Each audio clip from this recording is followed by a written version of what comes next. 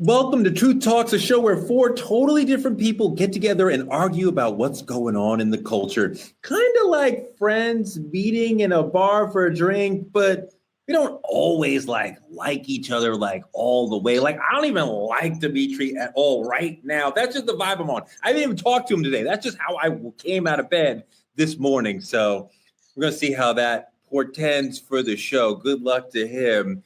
Anyway, today we're going to be talking about Diddy's dirty ass hotel rooms, Pusha T, fiery at Drake, buck. And if AI doesn't work right, you know what could happen to you? Your black ass might end up in jail. Truth Talk starts right now.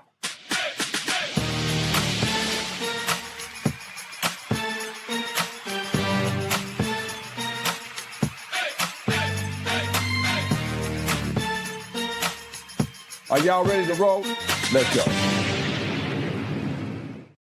Welcome, Truth Tellers. It's another episode of Truth Talks, and we're going to get all the way into Pusha T dissing Drake because I love stories where somebody is dissing Drake. If Drake has 1 million haters, I am one of them. If he has one hater, it is me. And if he has 0 haters, it is because I am dead. That's how it is. So we're going to talk about Pusha dissing Drake again. We're going to have a deep talk about AI. That's artificial intelligence, Dimitri, not Allen Iverson. Try to keep up. Please welcome my co-host, Dr. Cheyenne Bryant. What's going on, Truth Tellers? You guys know I'm bringing the truth, the whole truth, and nothing but the truth. Because a lot of times my other co-hosts, they're a little more on the naive side. So I bring the reality of what these topics really need a voice to. So anyways, yeah, I'm back. You can continue. Welcome, friend of the show, Areva Martin, a legal expert you've seen on CNN and ABC Live and Harvard Law and everywhere else important. I love a show that starts by calling the co-host naive. Interesting choice of words, sis, but we'll see who's naive by the time we get to the end of this show. Thank you, my sister. I appreciate that. And let me tell you something. Late last night, the Make-A-Wish Foundation called me and said, we really need a favor. There's a kid who wants to do a TV show with you just one time. So please welcome my Make-A-Wish kid, Dimitri Wiley. I just can't catch a break with this show. Jesus Christ. I'm just here to say hi to my grandma. How you guys doing? What's grandma's name? Her name is Rose Webb. That's her name. Oh, wow. My grandmother was named Rose. That's crazy. We have more in common than you think, Tori. I know. All right. Let's move into trending truths brought to you by our friends at Hair Maniacs. Our first story is a bit of an odd aspect of the Diddy case. We heard Diddy's former assistant, Mia, not her real name, recount the many humiliating aspects of her job with Diddy. One of the tasks, cleaning up hotel rooms after the freak-offs when baby oil was everywhere. It's disgusting.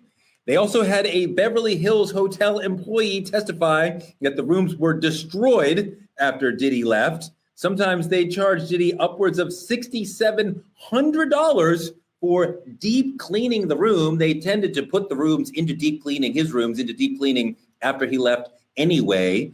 And they often charged him $1,000 extra for cleaning the room before he even entered the room. Dr. B, $6,700 some dollars, that's a lot of money to clean a hotel room. Is that what it costs to clean your house? No, that's what it costs to clean up evidence like this. You see, this is called pay to play. So when you're talking about cleaning up drugs and things of that sort, my question is, and Areva, you're an attorney on here. I know it's civil rights, but you may be privy to this. From last I checked, it is illegal to not report when you find drugs to this level in a hotel room, and that it is the staff's duty, kind of like we have a duty to report certain aspects. Now, maybe not baby oil, maybe not condoms or things of that sort, but when you got drugs and things like that, I was told that those things are supposed to be reported when they are found. And so my question is, again, why was the staff not reporting these things? But then again, they were getting paid, in my opinion, not to clean up the room for the next check-in person, but to clean up the evidence from Diddy's freak off scene. That's how I look at it. Oh, Reva, she's absolutely right that the employees were being used to clean up these crime scenes. But the other part of it, when the doc says, they're supposed to call the police, the people in Diddy's orbit were not calling the police because they were more afraid of Diddy, and they didn't think that the police could actually help them, which is an insane situation. Yeah, let's just use the word nasty. Let's just be real honest about what this is. Anyone that does to a hotel room what Diddy did to these hotel rooms is nasty. And you're right, Dr. B. This is not just cleaning up. This is covering up. This was a cover up by these employees. And we heard testimony from one of the security guards that worked at the hotel, particularly the hotel in LA where that horrific video was shot of Diddy dragging and beating Cassie Ventura fine. He said he was given $100,000, a bribe, to take that video and to make it disappear, to give it to Diddy so that no one could ever see that violence that was perpetrated against Cassie Ventura. So everything about this case has just been horrific. It's been the way the prosecution is building its conspiracy and racketeering case against Diddy, showing the jury these hotel rooms, the photos, the pictures, and the video, so that those jurors could feel like they were right there in real time being a witness to the crimes the prosecution has alleged in this case. Ariva, the hotel told Diddy it'll cost you $50,000 to take the tape of you beating up Cassie, right? So that's their price for a bribe, right? He got there and he gave them $100,000. So he's like, well, I'll bribe the other people in the situation too. They didn't ask for a bribe, but I'm going to bribe everybody in the room now. So he doubled the price, doubled the bribe. Dimitri, when they arrested him, they went into his room and found he was planning to do another freak off. Is it insane to you that when the ship was sinking and he knew he was close to arrest, that he's gearing up to do it again? See, the thing about it is, you're comfortable. This is what you've been doing for years. So no matter if you under fire or not, you still feel like, I am so powerful. This is a ship they cannot sink. And the thing about it is, the laundry employee stated there was blood, urine, vomit, all of these things on the sheets. Like, what are we doing? Like, for me, the first thing ran through my mind when we start speaking the numbers and everything, $6,700. If a hotel charges me $67, I'm furious. If you charge me for a little bottle of water, I'm furious. I just think the idea of this is a man so comfortable, like Dr. Brown said, pay to play. I'm cool with how this looks because I'm not the one going to have to clean it up. My money can take care of all of this. Ariva, both Cassie and Jane, who was also a freak off victim, both testified that they were expected to do freak offs during their monthly, which is part of what we're talking about when we're reporting on blood is found in these rooms. I mean, like, that is a level, to me, that shows a level of depravity, of not caring about these women as human beings. That is unbelievable. Yeah, Teray, it's menstrual cycle. We're okay with it. We're grown-ups. Let's destigmatize what happens to women once a month. We go on our menstrual cycle and we bleed. And yes, these women were on their cycles and they were bleeding menstrual blood, and they were still forced, they were still coerced to participate in these sex acts with male sex workers while Diddy masturbated and while he videotaped them, while he orchestrated every aspect of the sex act. That's been the testimony. Of course, it's testimony from these witnesses that have come into this trial. We've not seen anything as depraved as this. I've been following trials for a minute. I've been involved in a lot of cases.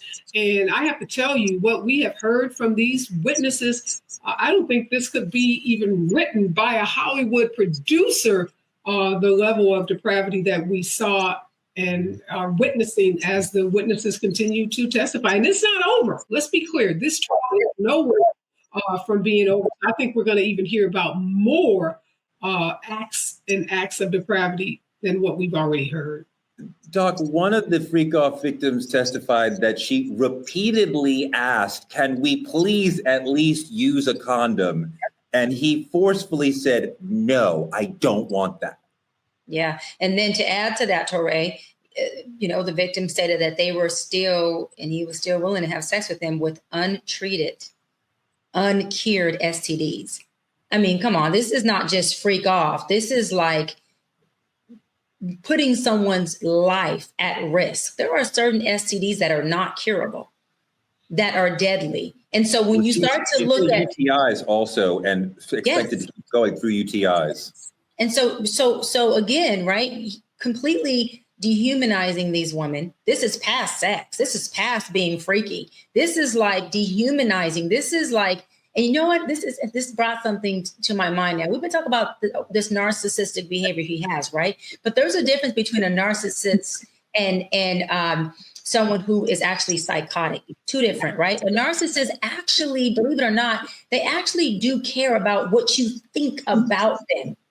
Okay. But someone who is psychotic, they don't care. They don't have a compassion. They don't need your validation, nor do they care about your thoughts of what they're doing whatsoever. This is giving me more of a psychotic type of behavior where it's like, listen, I can care less what you think. I can care less about your health. I can care less about what the end result.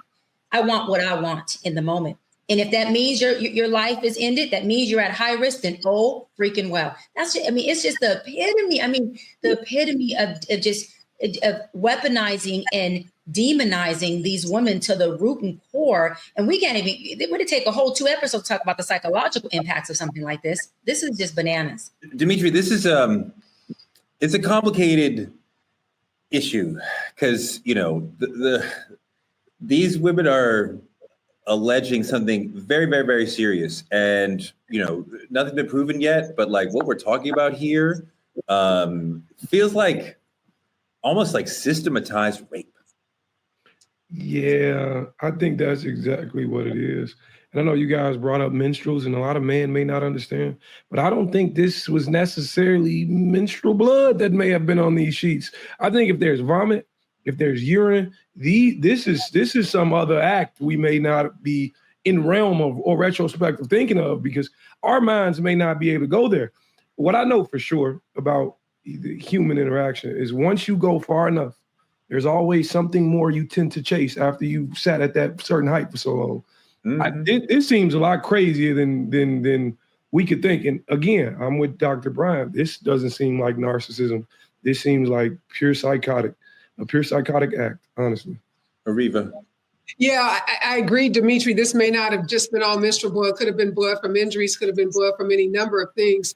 But let's keep in mind, the defense has been putting on a very strong case that these women were strong, independent women that had agency and that they liked these sexual encounters, these freak off, these hotel nights, and that they purposely went back for more. So we've heard a lot from the defense trying to show that these women weren't coerced, they weren't forced, that they did it because they loved Diddy. They did it in one case because they wanted the financial benefit that comes from dating or being involved with a celebrity. They are trying to make that case. It is a tough uphill battle. You know as well as anyone, the federal government wins somewhere upwards of 95 to 98% of their cases, and they are showing in a very detailed way the way these women were controlled financially, their living situations, violence. Cassie's afraid her album's not going to come out, afraid that the tapes are going to be sent to the media and ruin her life and her career. Jane is her whole life wrapped up in Diddy in different ways. So he's controlling them. It's not, as the defense would love for us to believe, why didn't they just leave? But it's much more, Dr. B, it's much more complicated than you could have just, you're an adult, you could have just walked out the door. There's all these different ways that they were controlled. Yeah, and I love what you and Ariva said, Touré, because I was looking and studying the case yesterday to prep for our show today. And I'm listening and I'm listening and I'm listening. And I'm like, Diddy's counsel is attempting to get the jury to believe that there was no sex trafficking.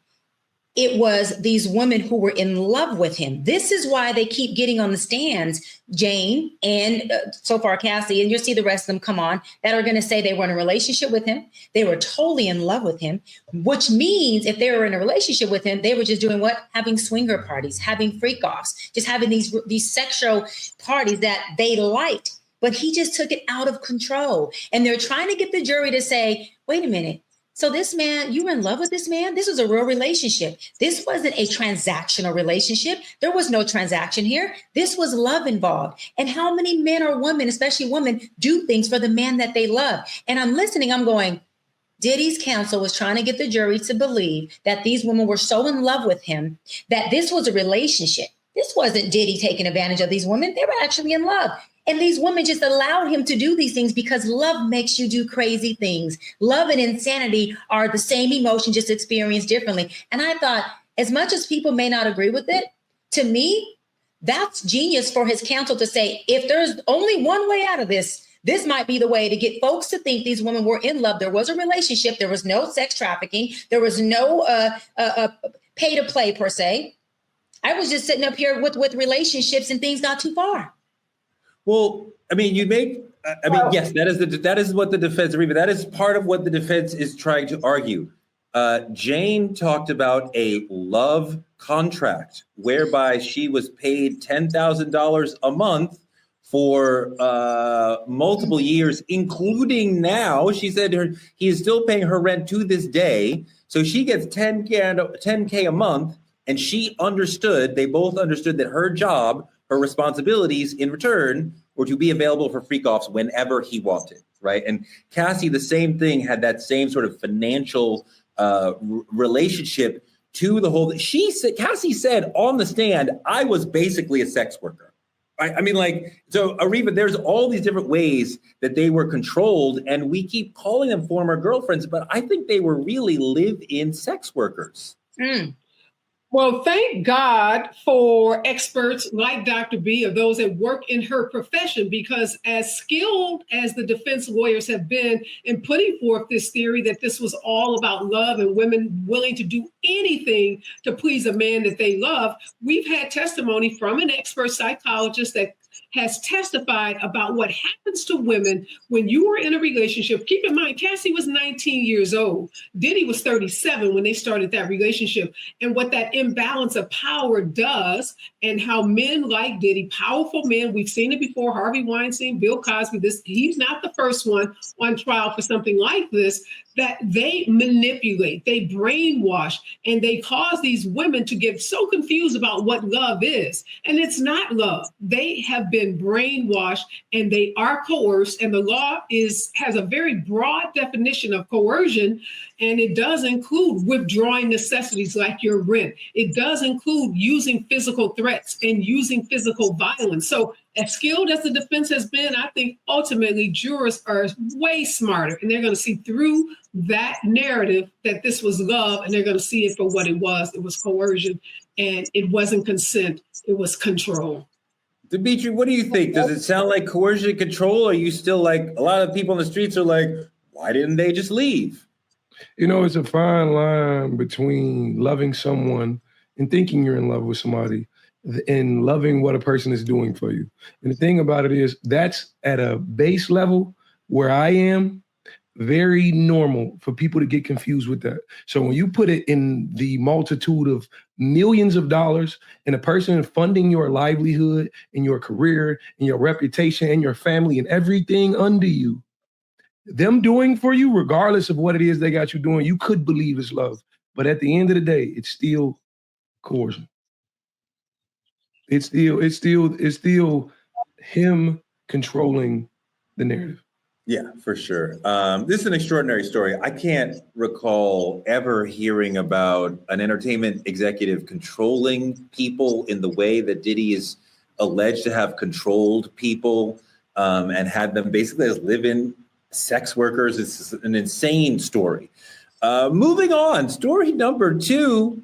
Pusha T is pushing back. I love that. We learned this last week, how much influence Drake has on the entire music business when Pusha T revealed that his unreleased album has a song with Kendrick. And because Pusha is on Def Jam, and Def Jam's parent label is UMG, the parent label of Drake's label, so they're ultimately on the same label, and Drake is suing UMG because of the Kendrick beef.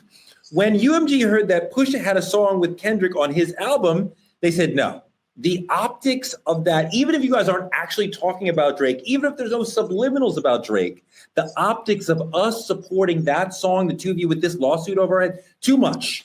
And of course, Pusha said, no, I'm not changing the song and I'm not dropping the song.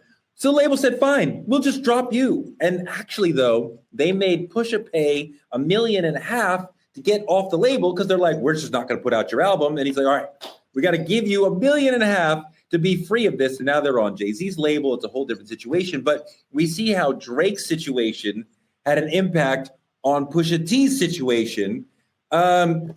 Dimitri, I continue to think that the lawsuit that Drake has filed and all the fallout around it, including something like this, is far worse for Drake than losing the battle ever was. Yeah, I think he lost the battle. I think, and then this pushed him in a realm of also losing the war. This was a very, very weak move to the hip hop culture. Hip hop used to be a diss track. You got lyrical warfare. Now it's about paperwork getting pushed through at corporations and companies. And the thing about it is, it's taking us out of the realm of just seeing you as an artist. Now, honestly, it's pushing back towards the exact reason Kendrick mentioned before. You only have this spot in music because of your Jewish descent, because of your and that's how I look at it. That's the only reason I care. It's boring me. Like, it's taking me out of the mindset of loving the music for what the music is. This is more than us hip hop fans bargain for. Ariba, here's part of why I care about this. Because as a real hip hop fan, I cared about Kendrick's message, which was ultimately, he's not real hip hop, right? So fuck him, get out of here. I'm with that. But now Drake's non-hip hop response meant that I have to wait even a year and a half to hear an amazing album from one of hip hop's great groups, right? The Clips. So Drake's adult temper tantrum continues to affect hip hop in general, right? Like overall, like I can't even get away from it, even if I'm not paying attention to Drake. But please talk from your experience as a lawyer about watching Drake sue UMG for defamation, his label for defamation of character, when it was Kendrick who dissed him. Well, first, let me be clear. I am a big Drake fan. Obviously, I mean, shut her mic off. Or I like Drake and I like Kendrick, and I think, not my legal hat. I'll take my legal hat off for a minute. I don't care about any of this because it just looks like all of these rap artists are doing what they are so brilliant at doing, skilled at doing, which is making money, doing diss tapes, keeping themselves in the limelight, keeping the attention on them and selling more music and selling out more concert stadiums. So Touré, are we getting wrapped up in this and taking it far more seriously than what this really is about, which is these guys figuring out how to stay rich? So I think this is a really important moment for the culture. Drake and Kendrick battling and what they mean as far as authenticity and a lack of authenticity, African-Americanness, and being late to the culture, being real and being not. I mean, my question is, why do you like Drake? Ray, I think you're taking them way too seriously. I think these are some skilled artists. They're both rappers, they're artists, but they're business people at their core, and they have figured out a way to keep their names in the press, to keep their stadiums full. I think Kendrick comes to this battle in good faith, not from a product or marketing standpoint or here's how I'm going to get my name out there. Like, I think he genuinely sees Drake as a bad figure within hip hop culture, as somebody who is not part of the norms, the traditions, and the ways of hip hop. And as an elder statesman of hip hop, and somebody who's like, I am the authenticity, I am the embodiment of hip hop, I am calling you out because you do not belong here. So, I mean, the very nature of what the culture is about and should be about, right? I think that Dimitri agrees with me, is part of what we've been talking about here with Kendrick and Drake. It's not a cynical marketing move. This is like about the purity of the culture that he cares about. Dimitri? I agree. I think the idea of it is exactly what he said was exactly what he was supposed to do. Whatever Kendrick said on those records was exactly what he's supposed to do because it won him the war. You don't get into a fight and hold back your punches. You throw them. But Drake's too worried about why y'all let him put this music out and not what he said, not coming out with better music. Yeah, it's taking us away from hip hop. Doc? I think they both belong in hip hop. Hip hop has different representations. They both belong here. It's not about who doesn't belong.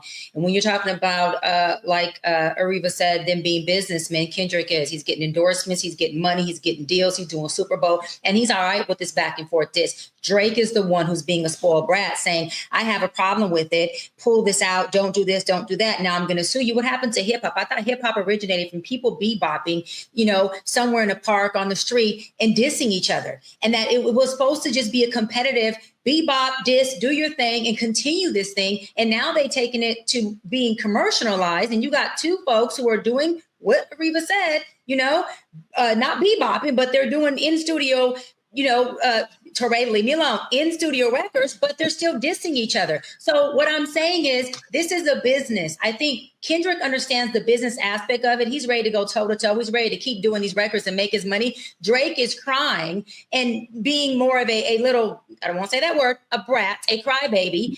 And it's like, bruh, you're part of the culture. You're part of hip hop. You're part of rap. What's the problem? Make another diss track. Make your money, like Ariva said. Why are y'all not making money off this? Create generational wealth. Drake, you're a father. Do something with that. But don't sit up here and cry about who's on a track when you could be making money in the studio using them damn crocodile tears. Get over it, Drake. Push through. And I know that beatboxing wasn't big in Cali culture, but it's a very important part of hip hop. I don't know what beatbopping is, Grandma, but like whatever. You can have that with your doo-wop or whatever. Okay. Woo. My poor ears. All right, moving on to politicking. Moving on to our politicking segment, the Trump administration mistakenly deported another immigrant, this one a Congolese immigrant who they sent to South Sudan because they do not know that Africa is split into many countries and they are not the same. Africa is not one big place. It is many, many, many countries. Glad we got that clear. And then the Trumpies said to the Supreme Court, can we just deport people to wherever we want to send them? It doesn't matter where they are originally from. We just want to send them to whatever country we want to send them to, which is kind of insane. Roll the clip about that. Away from this bizarre diplomatic dispute appears to be if the Trump administration decides that you're from South Sudan, you will be deported there, even if you're not from that country. Officials in Juba say the United States deported a Congolese citizen to South Sudan, and when they sent him back to the U.S., the State Department reacted by canceling all existing visas for all South Sudanese people and blocking the issuance of any new visas. So what happened is South Sudan did issue travel authorization for somebody named Nimeri Garang, but the U.S. sent them a Congolese man named Makula Kintu. South Sudanese officials believe that the U.S. made a mistake and sent them the wrong man. Dimitri, this is really a sad story. And again, the inhumanity that the Trumpies practice toward immigrants in this country. But you think about, if the Supreme Court says, yes, you can do this, what does an African country do? We would love to see them say, no, America, but these are much smaller, much less powerful countries for the most part in Africa compared to the United States. So it's politically, militarily, economically, it's hard for them to just be like, no. They turn in deportation and passports and visas, and it's a roulette wheel that they're making. And that's like a lack of humanity for basic people, not just to mention the Black race, like Black lives in general. It's poor care. But it's what America's always done. In every other regard, this is what America's done. This is nothing new. This is just taking place in South Africa at this point. Completely inhumane. I hate everything it stands for. Everything got to do with it. 76 million people voted for Donald Trump, and one of his biggest promises was to, quote unquote, rid the country of immigrants that he called rapists and drug dealers and criminals. But what he really meant was to make sure that white people in this country, white supremacy, were, uplifted while he continued to humanize people of color, including those immigrants that come from Black and brown countries. No surprises here. Just over the weekend, Donald Trump sent 2,000 or ordered 2,000 National Guards into downtown Los Angeles after trying to raid some workplaces in the Los Angeles area. He has been chomping at the bit to do that because he wanted to send a military force into a democratic city like Los Angeles. So I say, DeRay, where are the people that voted for Donald Trump? If nothing angers you or makes you mad, hopefully looking at the images of people being kidnapped off the streets, college students being sent to countries, that should make you mad.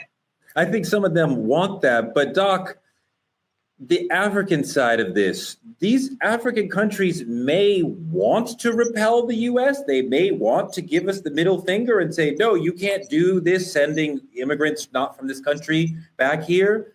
But that's a complicated road for them. He said it loud and fucking clear. Make America great again. What do people not understand? His representation, his ideology of make America great again is modern day slavery. We're living in it right now. What are you talking about? Grabbing people, taking them out their country and putting them in any country or any place that you want them to be. That is exactly what they did with us in the slavery days. Box us up, put us on ships and say, you're going to go where we drop you off at. And you just figure it out when you get there. We'll tell you what you're going to do. This is modern day slavery. And then to go further, he's taking advantage of a very, very vulnerable country. Very vulnerable continent. Was that not what they did back in slavery? So all I'm saying is this is modern day slavery where he is trying to turn his leadership into dictatorship. And I go back to what I said a while ago. He is definitely trying to create a martial law so that he can show that we are out of control and he needs to come in and dictate and take on this power of superiority over people who have lost their mind. They were here in Los Angeles last night. The guards came in, they came into our ports. You have people protesting. They literally are throwing people in cages. This is not, listen for the folks who ain't seeing it, who just watching it on TV. I was at a Democratic dinner last night, left the dinner early. They had to sleep early to make sure we can get into our homes because the National Guard was here to support and back up ISIS. When you have people who are fighting in the street, who are getting thrown in cages, and then they're arresting folks. I mean, it is, Touré, it was literally, but no. ISIS instead of ICE is the best malapropism I've heard all day. I love that. I want to call them ISIS myself. No, that was beautiful. Called ISIS. It's called ISIS. You know why? Because that's exactly the ignorance of what these people are doing. I did that on purpose. That's the ignorance behind this. They have kids who are there throwing tear gas at. They have. Hold on. I'm gonna land on this. This is why it's called ISIS. They are arresting. They're arresting citizens, putting citizens in the back of cages for protesting. You're here for immigration. Why are you arresting the U.S. citizens? Because they look like immigrants. This is the racism I'm talking about. You can't say that immigration has a look. I mean, it's sick. It's modern day slavery. It's sad. And it's happening to majority of our brown people right here in L.A. It's mind-boggling. But when you talk about the potential for martial law, that is real. And when Trump talks about wanting to federalize the National Guard to go against American citizens in America, on our streets, that is an extraordinarily frightening step toward dictatorship. We're going to keep talking about that. I want to expand the conversation a little bit away from that into our main topic, because AI ain't really for us to date. AI is not properly programmed to recognize African-American facial structures, our nuances, our vocal intonations. Studies show that AI training data contains biases in skin tones and societal stereotypes, and this can have an impact even on policing. Look at this clip. AI systems are becoming increasingly integrated into our society, and most of the time they make our lives easier. But sometimes these systems fail to live up to expectations, and when they do, they're not failing everyone equally. It made me look paler and it gave me blue eyes, so the general impression was that, it had changed my race.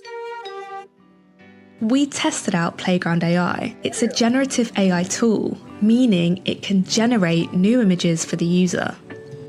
I asked the software to make me look more professional, and this was the result.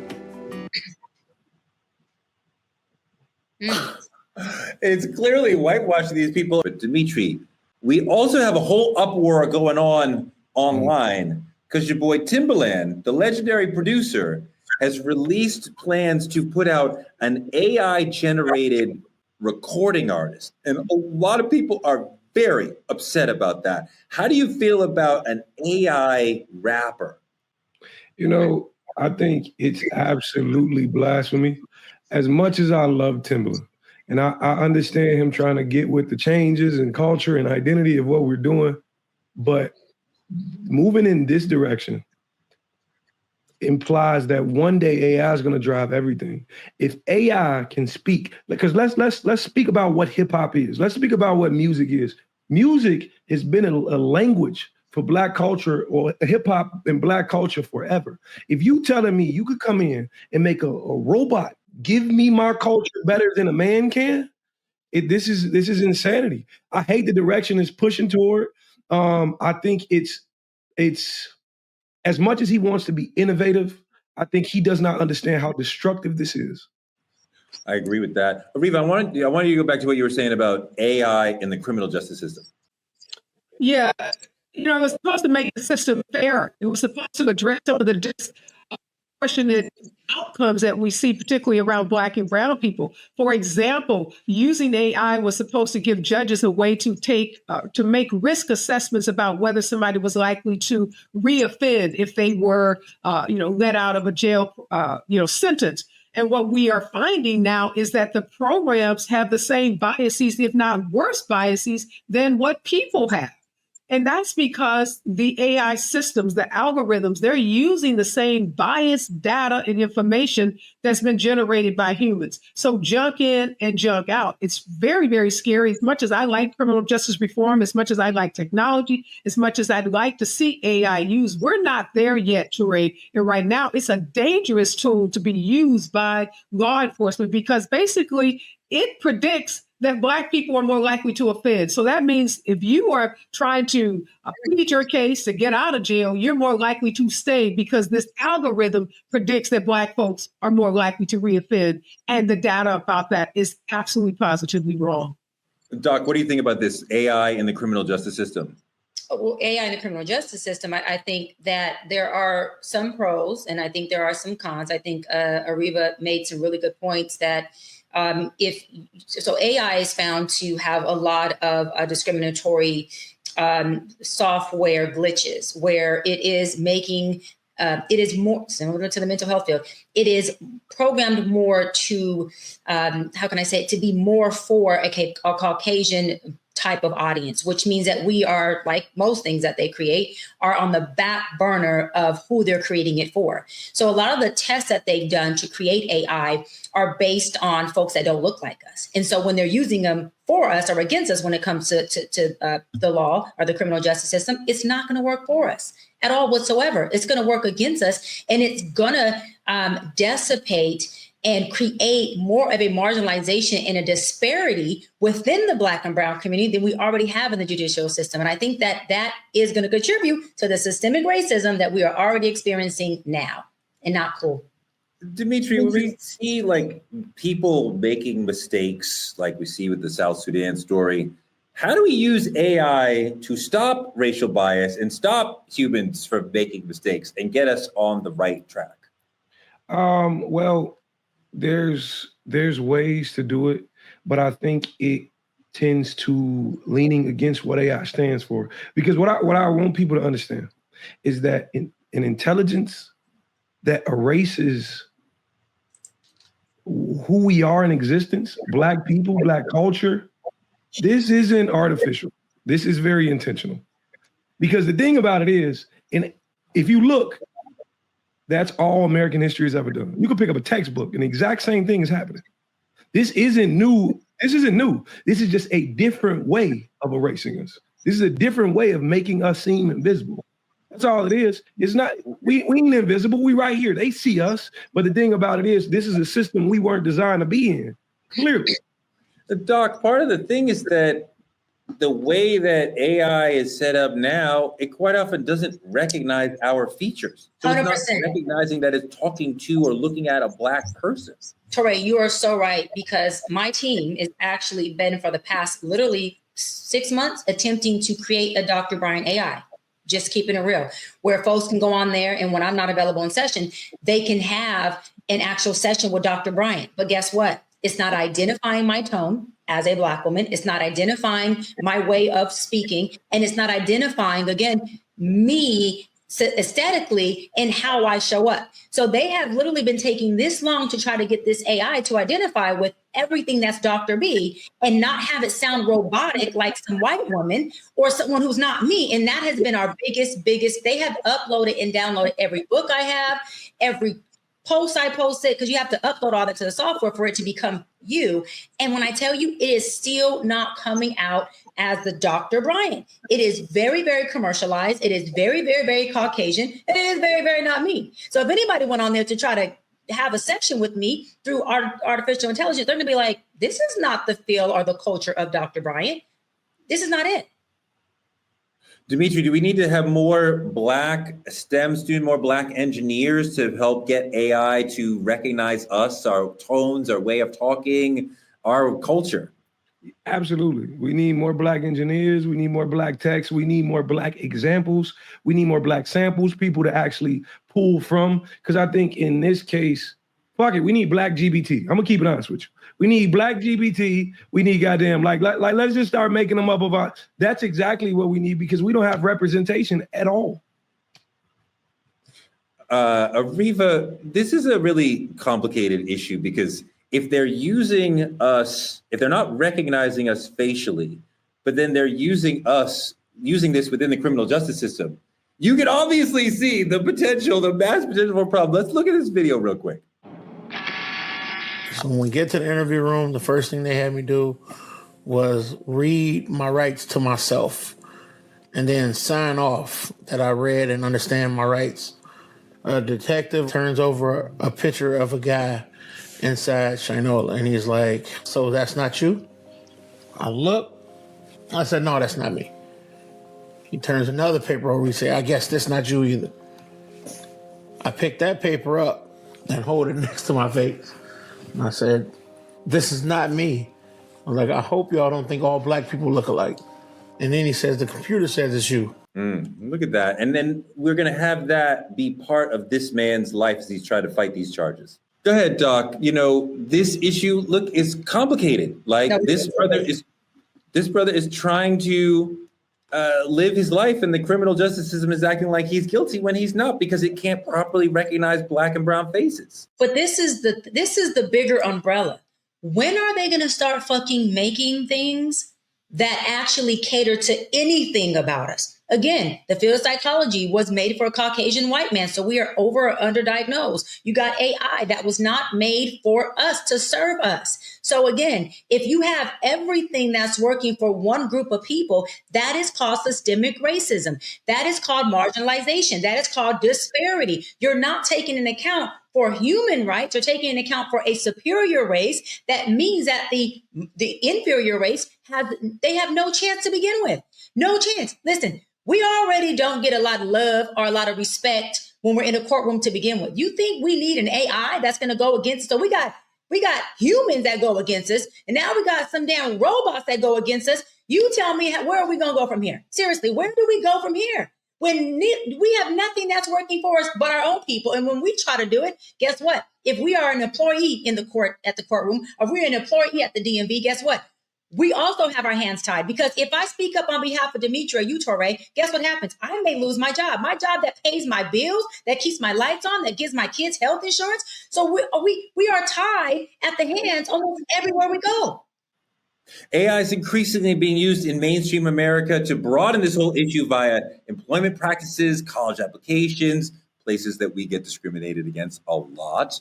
So what does this mean in terms of hiring practices since DEI is being removed? It sort of suggests, Ariva, that AI represents a future where America is more racist and Black people have an even harder time getting ahead.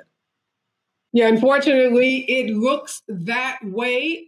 These HR programs that are being used, basically, you upload your resume, but the problem is that the resumes that the algorithm is looking at is the resumes of the people that already work at a particular company. So if the company already has a predominant white male workforce, the AI, the algorithm looks and says, well, gee, this company only likes white men. So if you're a Black man or a Black woman applying for a job at this country, the AI throws out your resume because you don't look like the white men that already work at that company. So if we want to use AI, we got some steps to do. We got to step back from the program and look at what is it training on? What data is it pulling from? How do we make sure that it's not just looking at the white men that are at this company, but looking at the diversity we want to have at this company? And until we do that, we're going to continue to get the discrimination and the racist outcomes of these algorithms.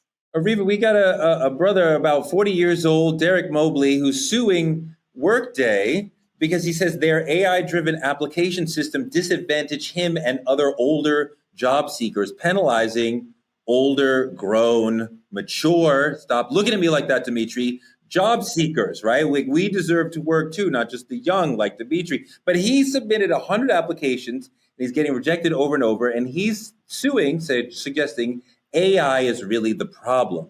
And this sort of seems like the legal system starting to come in to try to adjudicate what's right and wrong in this area. Yeah, I'm so happy about that lawsuit because that guy said he submitted 100 applications or resumes, and in some cases he was turned down within an hour.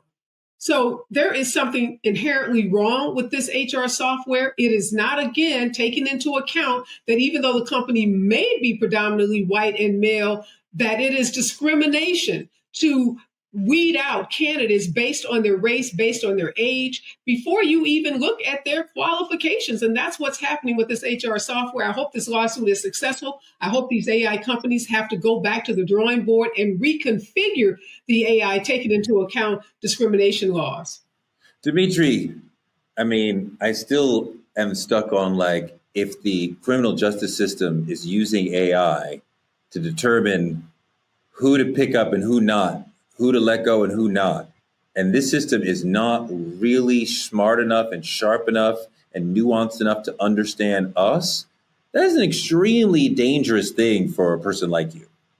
Oh, absolutely. Because the thing about it is, wrongful arrest is a constitutional violation. And that's exactly what they're allowing. If the police can't identify me, neither can your AI system. You gotta believe me at my word and what I'm doing. So this is actually, the thing about it is criminal justice has already been scary for Black America. This is even worse. This makes it even worse, even harder to get, because you're gonna have so many false incriminations. This is absolutely insane. You in the video, the man said, "Are you sure that's not you?" Like, I just told you this wasn't me. Like, what are we saying? Like, why are you asking me this question 2 times like it's going to change my answer? It's not me. But now you and AI are going to tell me this is me. No, I don't like that. Not one bit. I mean, Doc, the technology leaves us in a really dangerous spot as Black people. This is the thing. This AI is a robot. You know, it creates what you feed it, right? There is no information in the software unless you feed it information in the software. So let's go deeper than that. Let's talk about the developers.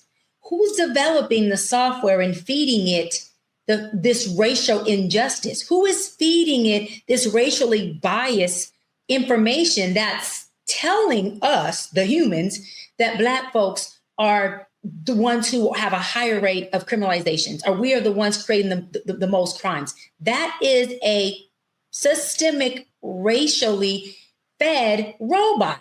Robots only do what we create in them. So the developer of the software, the folks who are feeding and creating the robot, are the ones who are to be held responsible, period. That's just what it is. And then secondary, you have the folks who are in the judicial system who should say, hold on, this is racially biased. This cannot stand in a court of law. We can't enforce law with a robot that was fed by a developer who fed it false allegations. If we want to talk legal terms, this is false allegations. This is a false. This is not true. Not at all. So we got to push back on all of this. We got to get back to who's developing these softwares. Because again, the Dr. Brian AI is being developed by who? My team. So if it's racially biased, it's because who? My team fed it the racially biased information for it to show up in that way. But can I say this? We're all making some assumptions that there are people out there that want the criminal justice system to be unbiased, that they want the criminal justice system to be fair, and that they want Black and brown people to have a fair opportunity when they get involved with the criminal justice system. And I think that is a false assumption for us to make.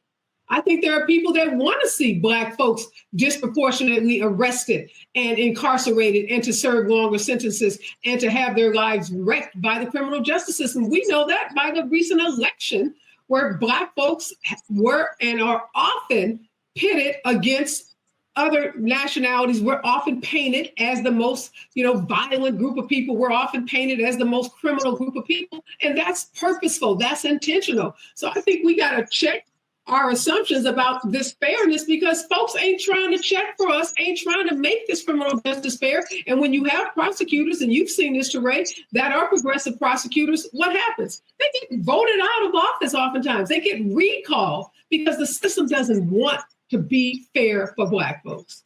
No, I think that's a really important point, that the expectation that the system itself wants to be fair for us is wrong, that we should assume the system would calibrate itself to be unfair to us. Now, that's just the system in general and the way that white supremacy will always work and rebound to be unfair to us.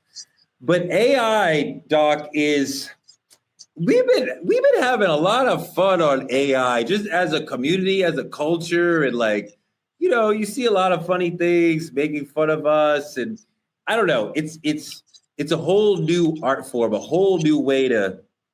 I use it on my social media a lot. I have social media posts that are AI. Now, all my AIs are Black with a lot of melanin. The men and the women of my AIs are all Black, and I have a multiracial following of almost 3 million people. But my AIs are Black. But what I'm sorry. You said your AIs have a lot of melanin, so they don't look like you? No, they're dark. Oh, they're dark. They're brown. They're darker than me. Oh, heck yeah, I'll stand it. My AIs are dark. They don't look like you. Listen, they don't look like this camera on here got me looking like a light brighter. Reba, can I borrow some melanin? Because I am not this light. Okay? Don't start that. The Black spirit is there, but the melanin is. Teray? The Blackness is here. You sister 100%, but it's not. See, colorism. Reba, look how colorism. I'm here for you, sis. This is colorism. Exactly. This is what we're fighting, Teray. This is what the culture needs to rid itself of. And look at you lifting it up. Look, I think the sister is beautiful. I think you're beautiful. I think Dimitri is also here with us. So, everybody's beautiful. So my AIs can't be Black. My AIs are Black, melanin, chocolate, all skin colors of our color spectrum. And I use them on my social media. People love it. They even DM or ask me, is that AI, Doc? And I say, yes, it is. But we're able to drive messages through it. So that's why I say there are some really good perks in it. But, when it comes to people using celebrities and putting a different message to them, like they have 50 Cent as an AI and they have his mouth speaking a whole different message that he doesn't speak. So in my mind, I thought, to me, that's defamation. I mean, this brother didn't say that. These words aren't his. And that's when it becomes dangerous. And then you look at privacy acts. It's like, wait a minute. So how much privacy do I have if AI is created? Yeah, Dimitri, I definitely am at a place where if I see a clip online and somebody says something that seems like, wow, and out of pocket, I immediately am like, I don't believe it. It's probably AI. I need to see it, in 4 other places before I believe it. So I'm assuming it's AI if I see something out of the norm. Absolutely. Nowadays, in this day and age, you have to question everything you see on social media, from pictures to, honestly, hate to put a personal story out there, but there are, if anybody was to have a look on TikTok and search my name, there's 80 Dimitri Wiley accounts, like 80, literally. And someone sent me an Instagram video where they're using my voice as AI to scam women out of money. And I'm speaking thousands of dollars. Catfishing. And honestly, when you play it, there's no infractions. It doesn't go up, it doesn't go down. It's very monotone. The thing about it is, as a man who is on social media and cares about what he pushes forth, this is terribly disturbing.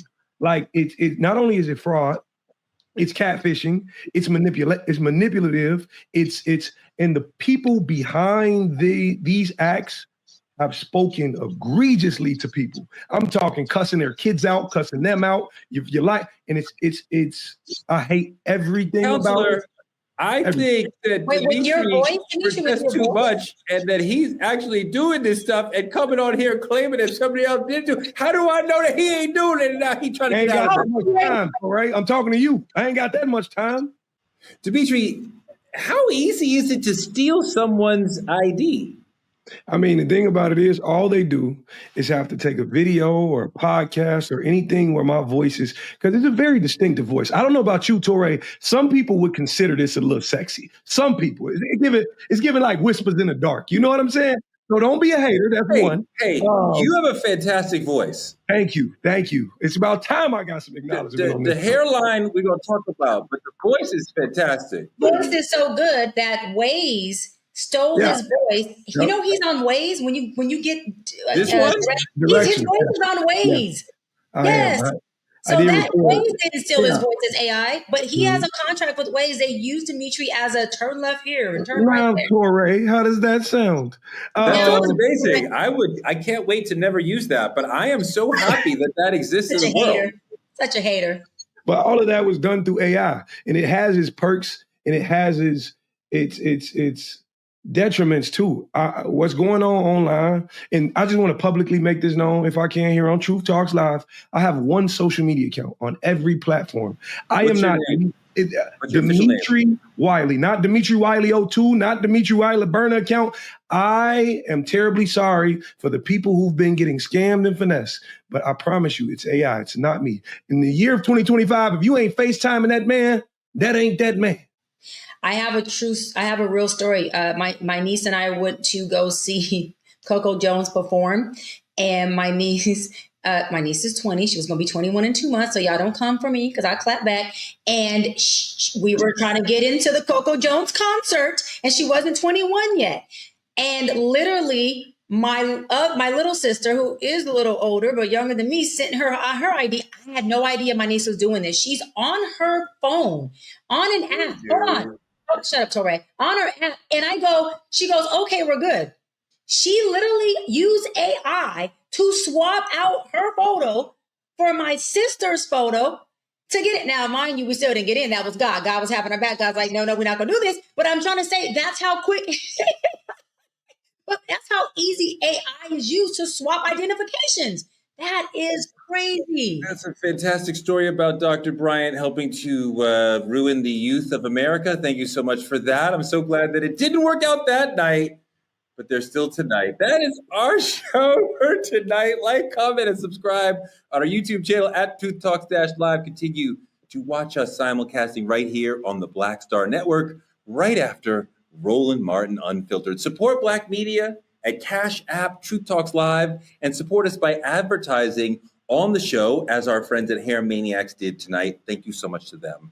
Truth Talks has an over 10 million person viewing audience. So if you advertise on the show, they will fall in love with you. Small business and influencers, please partner with us by visiting truthtalkslive.com and become a VIP member of the Truth Lounge, and click on any co-host room, even mine. Black media is under attack, so support us by telling a friend to tell a friend to check us out every night at 8 p.m. EST and 8 p.m. PST. Those are two different times, Dr. Bryant.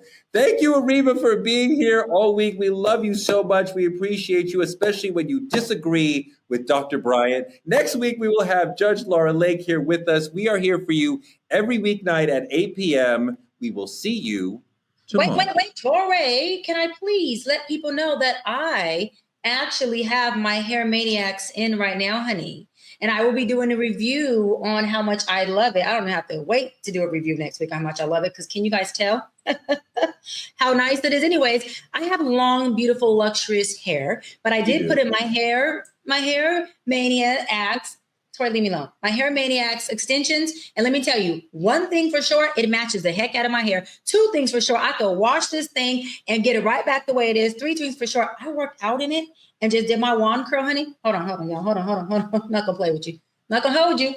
Anyways, I'm back. Okay, Tori, you can compliment me. Go ahead, I'm waiting. No, you look great. It looks great. It looks fantastic. It really does. Thank you. But I do want to say this, y'all. I have not been the woman who, I've always been into natural hair, okay? Natural hair. But I want to say this. This is literally my first or second time that I have put in extensions. And this is the first time, and I'm not playing. You can look for yourself. This is my first time where the hair has matched my hair absolutely to the T. Let me show you one more time, y'all. I'm not playing with you because I want you to really get into the color or the texture. The color. Hold on. Look at this. This is the hair. I'm not playing. This is my hair and the hair. The color and the texture. It's all blending in. You cannot make this up. I can't make this up. Okay. Look at God. Look how pretty this is. I didn't have to dye it. I didn't have to do anything at all. Where's the Hair Maniacs? This is the point. Let's see if we can literally. Hold on. I'm not playing. Hold on. Okay. I'm going to try to show you. If you can see a trap, then good luck. But there's nothing in there. Do you see this? So this is my hair that I'm pulling. Okay. This is the Hair Mania. This is the Hair Mania. Can you tell the difference? No. My point. And guess what? When I go on dates because I'm single, neither can they. Thank you. Neither can they. You don't mind the grays? Where you see gray at, honey? Where you see gray at? I'm kidding because I'm used to grays in my hair and you don't have any grays. I do. So guess what, Corey? Hair Mania has gray extensions as well. So for the grays out there, you can put it in. And last but not least, literally, you can dye it. So I have some more of their hair that my hairstylist has, they have dyed blonde. So y'all may see me back on True Talks with some blonde streaks. Don't you tell nobody that is my hair extensions. Okay, that is my hair. It's going to blend in and it's going to be absolutely gorgeous. So they have the other, Dimitri, leave me alone. Because you see me, Dimitri, you see me at our show in Atlanta. Was the hair not popping? It was popping. I had it big, beautiful, and curly. And when I tell you, I got so many compliments on it. Full, beautiful, curly hair. And the hair is soft. And I'm not playing, y'all, because I'm not an extension girl. I am now sold. I will be wearing my extensions and everyone's going to compliment it. And you're going to leave me alone about my hair now. Let me go a little further. I even wore this to the BET Awards, hair experience, everything. And when I tell you, even on red carpet, people were like, Doc, your hair is so beautiful. Not did you get extensions, not like literally. And I get compliments, but for hair to be the main compliment, that's a big deal. Because a lot of people don't have great hair. I don't know, Reva, if you can confirm that it is hard to find hair texture that matches hair. Oh, I've just been sitting back quietly going, go girl with these hair extensions because so many people have trauma around hair extensions because people have made us feel bad about wearing hair extensions. So thank you for breaking down that stigma and saying, ladies, if you want to wear hair extensions that are long, that are curly, that are blonde, that are whatever, wear your hair extensions, do you. So I love it. It looks gorgeous. I can't wait to see the blonde. I can't wait to see you in that summer, beautiful blonde hair. And one more thing, I know I'm talking about my hair extension. One more thing, this hair is like a 28, 32. It's long. Hold on. I have gotten their shorter hair, put a bob in this hair, braid up my whole hair, and that bob was bobbing. So I just want the girls to know. It was bebopping and bobbing, but I want the girls to know it's not just about length because I have long now, but I have used their hair for a full head, what they call full head quick weave of me doing a short bob, which I'm going to post pictures up on my social media so you can see the bob and you can see the long. Both extensions, hands down. I cannot make this up. Bomb, straight up, amazing and bomb. The texture's bomb, y'all. And listen, if you guys go and order, tell them that the doc sent you. Tell them that the doc sent you. It looks beautiful. You want to talk about your hair now? Well, listen. Let's do it. You don't have enough time. You don't have enough time for this hair. Dimitri, he needs hair extensions. Oh, he needs gray hair extensions. They got that too, Torre. Tell him the doc sent you. I'm going to get him some. We out. Fuck all of y'all.